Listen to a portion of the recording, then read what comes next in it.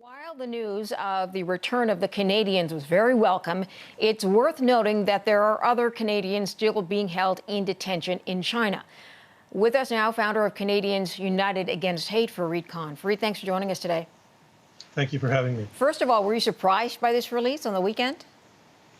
Oh, I think everybody was, and there was no news indicating that anything was in the works. So when the news was announced that they were on their way home, that was, I think, happy news not only for their families, but a lot of Canadians who've been following this story. There are others, of course, still being held in China and other countries. Remind us a little bit about that, please. Well, the one who is very notable being held in China is Huseyin Celil, who is a Canadian. He's been held in a Chinese prison for 15 years, more than 5,500 days, if you want to, compare to the 1,000 days that the two Michaels were held. He was abducted from Uzbekistan on the request of the Chinese government and deported to China, where he was tried, and his crime was being Uyghur and being a voice for the Uyghur people.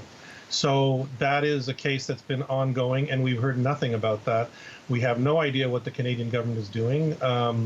If you want to look at other cases internationally, we've got Canadian children who were born to Canadian ISIS brides who are sitting in a Kurdish prison camp. These kids not asked to be born, and yet the Canadian government has done nothing about them either. Let's talk a moment for Celil, as you mentioned, in China. What was the last update? I don't know if you've been in touch with his family or have had any government updates on this. Do you know what sort of the last communication was? I'm not directly involved with the family, but the last communication that we know about actually happened 4 years ago. That's the last time there was a consular visit. So there's no idea about what's been going on in those last 4 years, what his condition is, whether he's healthy or not, whether he's alive or dead. So this is very deeply concerning.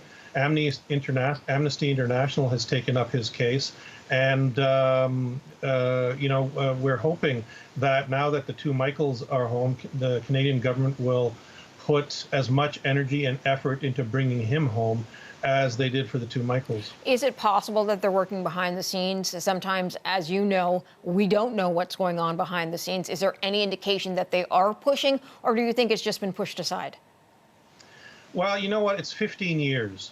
If there was any action being taken on the level of what was put into freeing the two Michaels, one would have been hearing updates about what's been going on. And we haven't. We don't know anything about what the Canadian government is doing.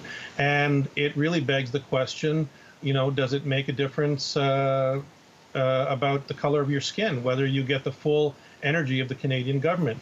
We've had previous incidents where Canadians have been detained. We had the Canadian couple who was also detained by China a few years ago. We had Robert Fowler, who was a diplomat who was kidnapped in Niger, and the Canadian government, went to bat 100%. And those people were back in the case of Robert Fowler within several months, and then within the case of the Canadian couple in a few years. But this case with Huseyin Celil has been going on for 15 years, and we have no idea what the Canadian government is doing. At least the public hasn't heard about it. Got it. Fareed, I've got to leave the conversation there. I'm out of time with you, but thanks for bringing this to us. Appreciate your time tonight. Thank you very much.